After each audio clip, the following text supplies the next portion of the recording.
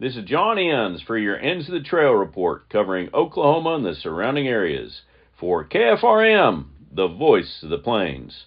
Well, today I'm with Congressman Josh Burkeen. He is the 2nd Congressional District Congressman from here in Oklahoma, and I appreciate you meeting with me today. Yeah, you bet, man. Glad to visit with you again.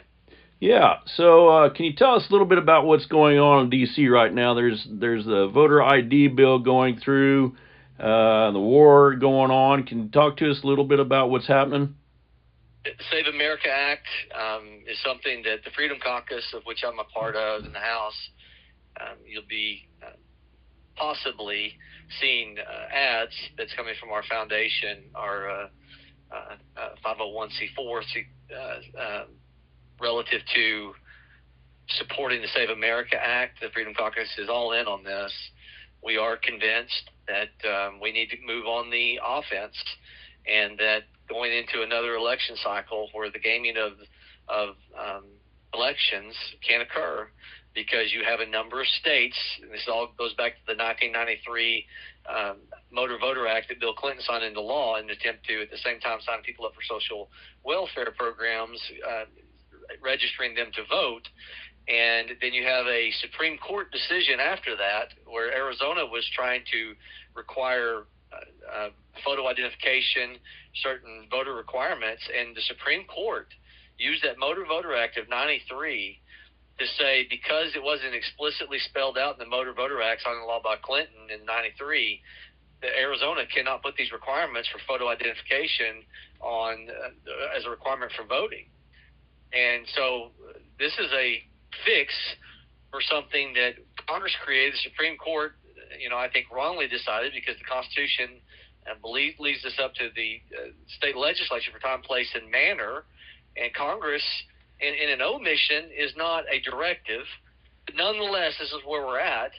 And so, even a couple of years ago, the state of Texas had 1,500 illegals on their voter rolls, conservative state of Texas. And so we absolutely know this is happening. There are illegals, and you'll see these liberal slanted news stories that only mention some that are caught among these states.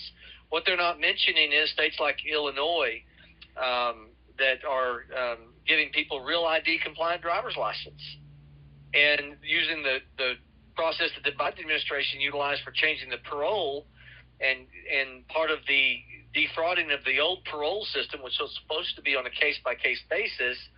They turned this into, because you got a work authorization from the Biden administration, now not only can you get a driver's license, you can get a real ID compliant driver's license.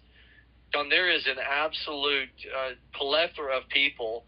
And then by the count of my committee, I chair the subcommittee for Homeland Security Oversight Committee, and we held a hearing last week. I'm convinced, based upon the information, because of what California, Illinois, New York, other states have done, we've got 20,000 driver's license, commercial driver's license, that have been handed over because of these liberal states to illegal aliens.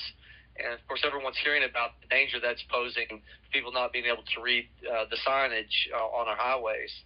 So we absolutely have to do this. The talking filibuster that the Freedom Caucus keeps advocating, President Trump keeps advocating, we don't have to have the 60-vote threshold.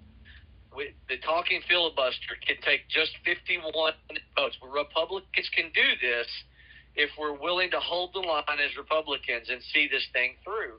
Unfortunately, John Thune keeps saying the votes in his mind are not there. My hope is the American people will force the Senate to get there and to employ the talking filibuster so we can stop this. Not in the Constitution. This 60-vote threshold is not in the Constitution. It's something that the Senate has done by tradition for a number of decades now. If you want to look for true constitutional intent, look at where the Constitution says it requires almost 60 votes. That's a constitutional amendment, 2/3 requirement. And you can go back and find our founding fathers, Jefferson in particular, talking about a simple majority to pass legislation. And so this is a recent creation. It causes people to operate on defense, saying, "Oh, if we ever get rid of this 60-vote zombie filibuster, then we won't be able to stop what the Democrats are going to do in the future." That's a defensive mindset. You don't ever win playing defense. Even our military academies talk about defense is just a temporary time period provision in order for you to regain the offense. And we need to go on the offense, and we need to employ the talking filibuster. Yeah. Well, you and I both been serving here in Oklahoma in the legislature. We knew it wasn't that way in the state legislature, and I don't know any state legislatures that are that way. No, we're operating out of fear, and I don't know anything that you do in life. Preserving this zombie filibuster, it's called, not a talking filibuster. The talking filibuster is what Jim Smith goes to Washington. Jimmy Stewart, Mr. Smith goes to Washington. That's what was showcased in that movie. We need to return there. If you're going to filibuster, require them to stand up and have to hold the floor, because right now it's lazy the way they do it, and it never flushes out the opposition.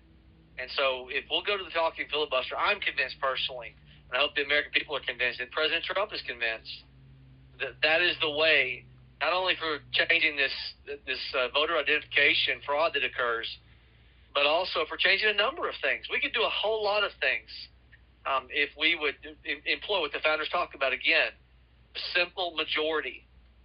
Constitutional amendments require 2/3.